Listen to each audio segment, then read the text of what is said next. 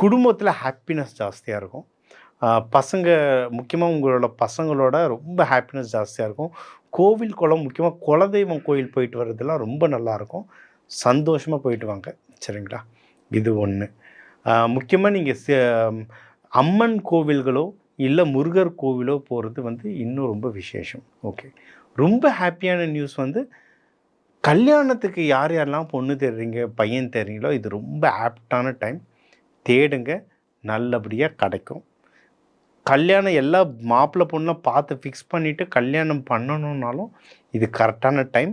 கல்யாணம் பண்ணுறதுக்கு சூப்பராக ஒர்க் ஆகும். சரிங்களா? இது ரொம்ப நல்ல விசேஷம்.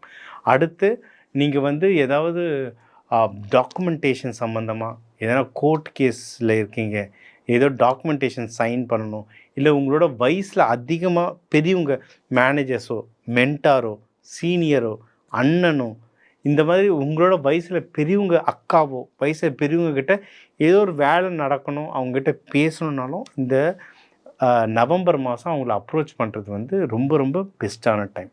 சரிங்களா? உங்கள் லாபஸ்தானத்தை சனி பகவான் பார்த்துட்ருக்காரு. அதனால் பணம் எங்கேயாவது முதலீடு பண்ணியிருக்கீங்கன்னா அதை மட்டும் கொஞ்சம் கேர்ஃபுல்லாக பார்த்துக்கோங்க. வெளியே எதுனா எடுக்கணுன்னாலும் எடுத்துருங்க, பரவாயில்ல.